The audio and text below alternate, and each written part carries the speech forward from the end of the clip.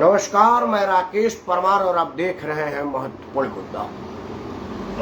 मित्रों, आज का महत्वपूर्ण मुद्दा तो ये था कि 90 के दशक में मुफ्ती मोहम्मद सईद की बेटी डॉक्टर रुकिया सईद का अपहरण का जो खेल खेला गया था, उन अपहरणकर्ताओं को हालांकि उसने तब भी पहचाना था, लेकिन सार्वजनिक पहचान उसने आज की तब जब वो आतंकी पहले से बिहाइंड द बार है और अलग अलग मामलों में आजीवन कारावास भर की पुख्ता इंजाम उनका हो चुका है, हो सकता है फांसी भी हो।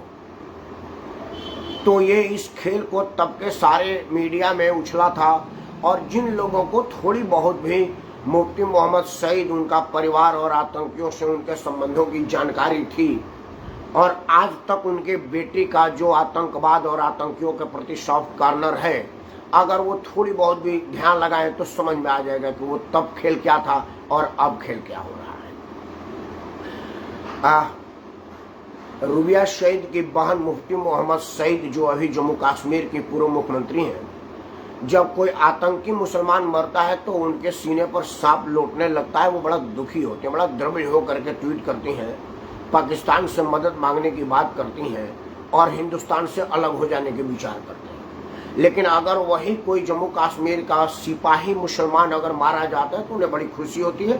वो संतोष व्यक्त करते हैं कि चलो, एक भारत का वफादार नागरिक मरा जो देश की प्रदेश की सुरक्षा करता था और आतंकियों के जान के लिए दुश्मन था।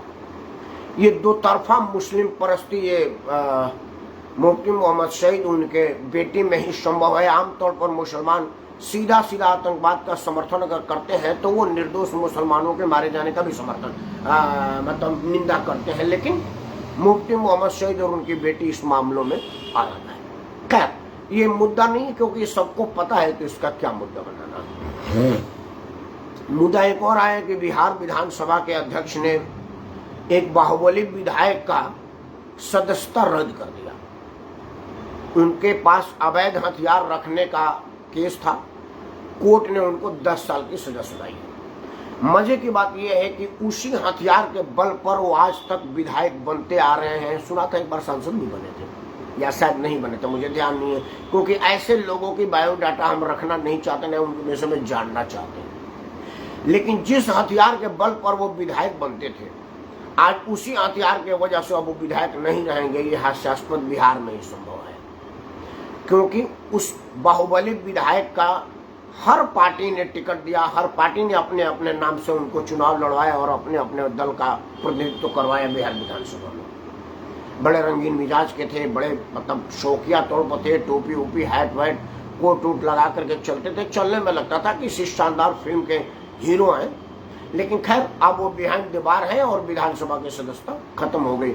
ना भी करते तो कोई फर्क पड़ता नहीं, क्योंकि विधानसभा की कार्रवाई में हिस्सा नहीं लेते, भत्ते पर क्लेम नहीं करते, तो फिर क्या फायदा था। लेकिन दिखाना तो था कि भाई यहाँ पर भी कानून नाम की चीज है।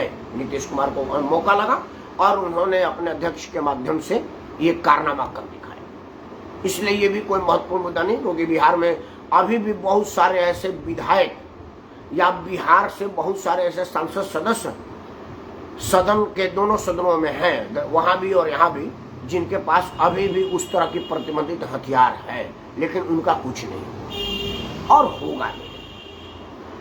चूंकि वो स्वर्ण समाज से आते थे और नीतीश कुमार को स्वर्ण समाज से उसी तरह से एलर्जी है जिस तरह से मुझे दारू से है।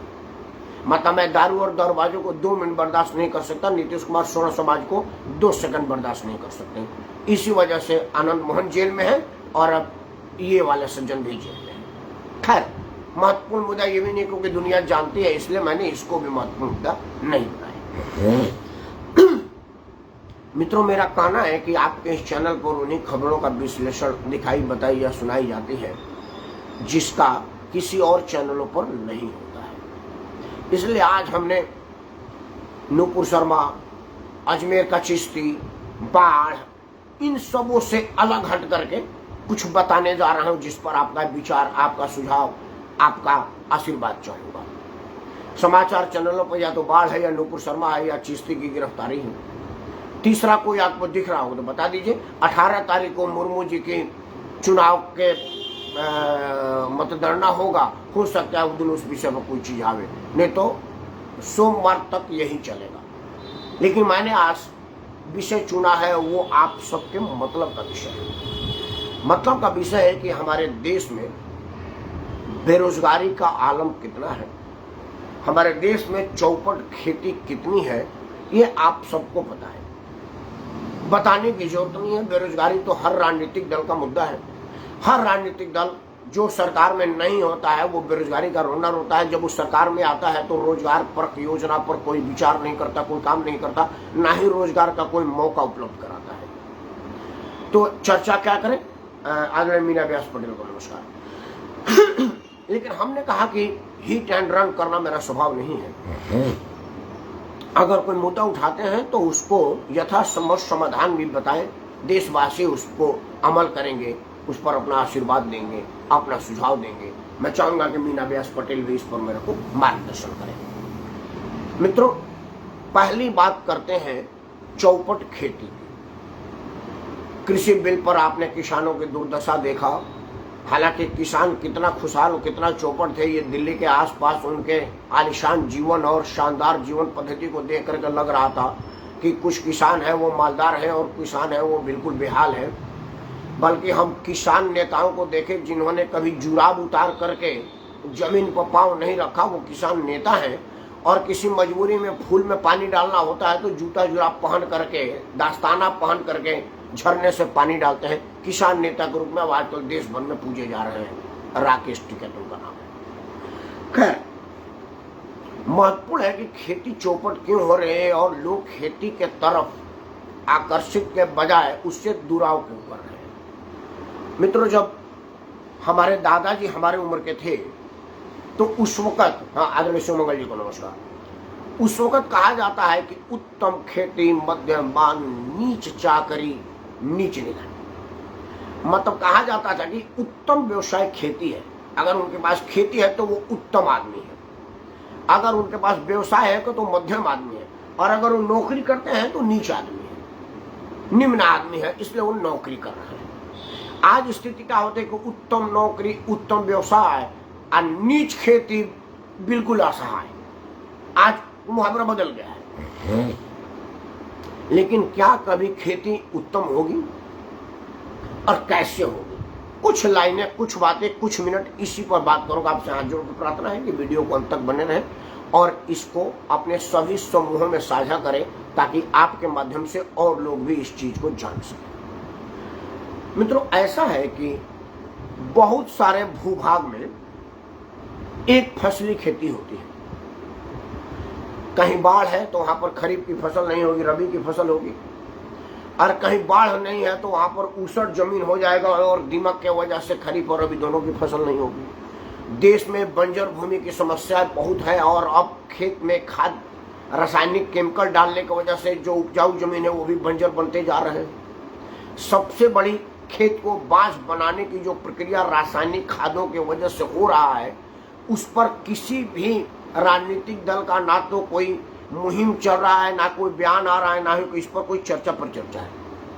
किसी भी राजनीतिक दल के एजेंडे में खेती को बर्बाद करने के लिए रासायनिक खादों के प्रयोग को प्रतिबंध करने की कहीं कोई ना तो योजना है, ना मांग है, ना विचार है। क्यों नहीं है? क्योंकि रासायनिक खाद बनाने वाले कंपनियों से मोटी मोटी रकम इन नेताओं को मिलता है और इस वजह से वो खेती के विनाश करने वाले खादों के साथ होते हैं। मित्रों, हमारे यहाँ पहले जैविक खेती होती थी, मतलब केमिकल रहित खाद्य डाला जाता था। गाय का गोबर, पशु गोबर, गोमूत्र, इन सब चीजों से खेत उपजाऊ होता था और बीमारी रहित भोजन मिलता था, खाद्यान्न मिलता था। लेकिन आज स्थिति क्या है कि हम सब लोग पशुओं से दूर होते जा रहे हैं। जैसे कहा जाता था हमारे, मतलब आज से 50-60 साल पहले को बहुत बड़का आदमी है, 100 गो हल चलता है उनके यहाँ, बहुत बड़का आदमी है, 20 गो हल चलता है। मतलब 2-3-4 हल तो सबके यहाँ होता था। मतलब 4 हल का मतलब है कि 8 बैल, और 8 बैल का मतलब है 4 गाय, 2 भैंस, मतलब 10-15 पशु किसी के भी घर होता था। कम से कम 2-4 पशु तो घर पे होता ही होता था, क्योंकि तब ट्रैक्टर नहीं था, कल्टिवेटर नहीं था और कोई इंस्ट्रूमेंट नहीं था जो खेती के काम आवे, मजबूरी थी कि बैलों से खेत की जुताई होती थी। अब पशुधन आदमी मजबूरी में पालता था, अब सोच रहा है कि भाई 100 रुपए दीजिए और 10 मिनट के अंदर खेत को जुतवा लीजिए, तो साल भर बैल को रख करके क्या करेंगे। ये अर्थशास्त्र सब समझ गए, क्योंकि भूस बहुत महंगी हो गई है, दाना खली सब इतना महंगा हो गया कि आदमी बैल को 1 महीने के काम के लिए बाकी 11 महीने तक बैठा कर रखना नहीं चाहता।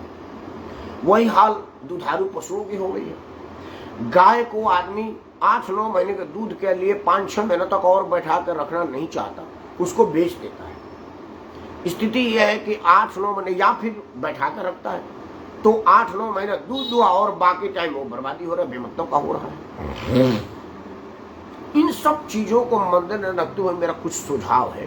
पहले किसानों को सुझाव बताएंगे, उसके बाद बेरोजगारी को बात करेंगे। किसानी के लिए एक उपाय है कि आप खेती को ना मल्टीपल उपज वाला खेती बनाएं।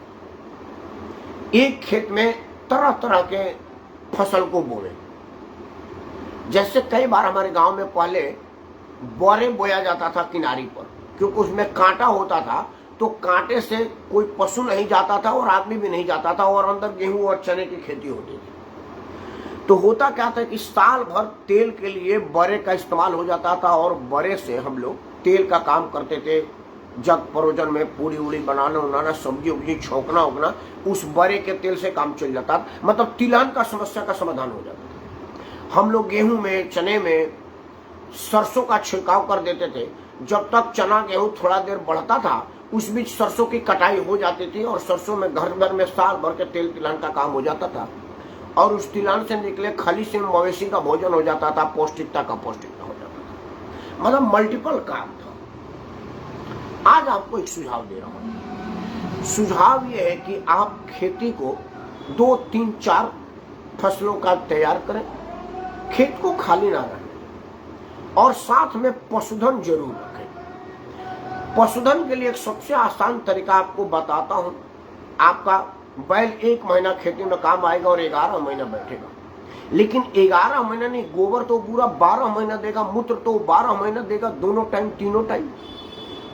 गोबर को आप क्या करेंगे? इन्हीं सब विषयों को भारत सरकार ने बहुत सारी योजनाएं लगाई। आप नेट पर जाकर के सर्च करिए, मैं 2-4 मिनट आपको इस विषय में बता देता हूं। मित्रों, एक गड्ढा खोदिए अपने आप, थोड़ा बहुत गड्ढा, 2x2 का, 4x4 का, 5x5 का, किसी के पास होगा। 1000-1500 रुपया का उसका फेंटने वाला एक मशीन आता है, मुश्किल से 1000 रुपये। उस पर बहुत सारे सब्सिडी है, बल्कि विधायक, MP, प्रधान कोटे से फ्री में भी है। अगर आपका जनप्रतिनिधि चाह दे तो आपको फ्री में भी मिल जाएगा, अगर जिनके पास संसाधन नहीं होगा तो। आप फ्री वाला छोड़ दीजिए, 1500 रुपया का इंतजाम करिए और एक उसका प्रोसेसिंग वाला मशीन ले लीजिए। आप गोबर को उस गड्ढे में डालिए, गोबर तो आके कहीं फेंकेंगे, उस गड्ढे में डाल दीजिए। गोमूत्र आएगा, सब उसमें चला जाएगा। उसके बाद उसमें पानी डाल दीजिए, वो गीला हो गया, वो प्रोसेसिंग बनाएगी, और उस पर एक 10x10 का टैंक लगा दीजिए। आजकल टैंक नोजल वाला आ रहा है, ताकि जिस तरह से सिलेंडर में गैस बर्बाद नहीं हो रहा, उसी तरह से सिलेंडर जैसा बन जाता है वो, और उस गैस से आपका खाना बनेगा, लाइट जलेगा। गैस से खाना बनेगा तो जो जंगल का कटाई हो रहा है वो रुकेगा, जो उपले की पथाई और उपले से बनने वाला जा रहा है, जिसमें धुआं से पॉल्यूशन और प्रदूषण का खतरा हो रहा है, वो रुकेगा, और आप धुआं रहित भोजन बनाएंगे। धुआं रहित भोजन से क्या होगा कि एक तो साफ सुथरा बर्तन में आपका भोजन बनेगा, और प्रकृति का दोहन कम से कम होगा। क्योंकि जंगल कट रहा था, तो जंगल के कटने की वजह से पर्यावरण को खतरा था, उससे पर्यावरण का बचाव होगा। उस गैस के बाद आपका बाकी का गोबर का अवशेष उसी में रह गया। गोबर नुकसान नहीं हुआ, बल्कि गोबर आपका 10 किलो गोबर था, 10 किलो पानी पड़ा, फेंट बन करके वो 30 किलो तैयार गोबर हुआ। उस तैयार गोबर को आप या तो पंचायत में बेच सकते हैं, उसका और अलग इस्तेमाल है, उसका और बहुत सारा इस्तेमाल है, और अगर नहीं होगा तो आप अपने खेतों में डालिए। खेत में डालेंगे, इसके बाद वो जो नीचे लिक्विड बनेगा, उस लिक्विड का आपने फसलों पर छिड़काव कर देना है। तो मल्टीविटामिन, केमिकल रहित छिड़काव से खेत की उपज बढ़ेगी। और सबसे बड़ी बात है कि रासायनिक पदार्थ का कोई इस्तेमाल नहीं होगा। एक तो फसल आपका उपजाऊ होगा और उस फसल को, जो तैयार फसल होगा, उसके खाने से आपको किसी तरह की बीमारी नहीं होगी। जो आज ये कैंसर तरह तरह का साध्य रोग हो रहे हैं, वो रासायनिक खादों के खाने से हो रहा है, रासायनिक इस्तेमाल से हो रहा है। तो उसका वो 12 महीने इस्तेमाल है और आपका खेती बढ़ेगा और गोबर का सदुपयोग होगा। उससे भी ज्यादा एक काम कर सकते हैं, अगर थोड़ा बहुत और मेहनत करें तो उस गोबर का कंडा बनता है। आजकल शमशान भूमि में जलावन के लिए बहुत सारे लकड़ी का इस्तेमाल होता है और लकड़ी से जंगल कटता है। और हमारे पूर्वजों ने उपले पर, गोईठे पर चिता जलाया हुआ है और वो बड़ा शुभ और शुद्ध माना जाता है। आप उस कंडे से जितना बढ़िया चिता जलता है उतना चिता लकड़ी से भी बढ़िया नहीं जलता। बिजली जैसे उसकी आंच बनती है और कम उपले में ज्यादा बढ़िया से पूर्णतः अवशेषों को जल जाने का सुविधा होता है, धुआं कम देता है। और उसका व्यवस्था यह होगा कि एक ही गोबर से आपका 3-4 काम हो गया, अंतिम क्रिया से लेकर के प्रारंभिक क्रिया तक भी और खाद पानी का भी। मतलब क्या होगा कि ये 12 महीने की आपकी व्यवस्था होगी। उसके बाद क्या होगा कि जब आपके पास पशुधन का इस्तेमाल बढ़ेगा तो आप पशु भी बढ़ाएंगे। तो पशु में मान लीजिए आपने गाय रखा है, उसका 2 बछड़ा है, 1.5 साल में बछड़ा उन्हीं फसलों को खा करके आपको अलग से उसको भूस लेने की जरूरत नहीं पड़ेगी। क्योंकि आपने मक्का बोया है हाइब्रिड वाला, वो 1-1.5 महीना में तैयार हो जाता है और उसका जो अवशेष है वो आपके पशुओं के भोजन के इस्तेमाल काम हो जाता है। तो आपका 2-4 पशु तैयार हो जाता है। आजकल 50-50 हजार रुपये में गाय बन करके तैयार हो जाती है। मतलब आपने एक पशु रखा है, अगर साल में 2-4 बछड़ा भी तैयार होकर के गाय बन गया, मतलब 3-4 लाख रुपया काम आपका घर बैठे हो गया। शुद्ध भोजन, शुद्ध व्यवसाय और शुद्ध वातावरण के साथ आपको कहीं नहीं जाना पड़ेगा, आपके गांव में भी सारी सुविधा उपलब्ध होगी। अब तो गांव में डेयरी फार्म वाला आकर के आपके दरवाजे पर से दूध लेके चला जा रहा है। दूध लेने के लिए आपको कहीं नहीं जाना है। छोटे से छोटे गांव में दूध वाला आता है, डेयरी वाला जाकर के आपके घर के पास डोर स्टेप कलेक्शन है उसका। नहीं कलेक्शन है तो आप उसका देसी बिलोनी घी बनाइए।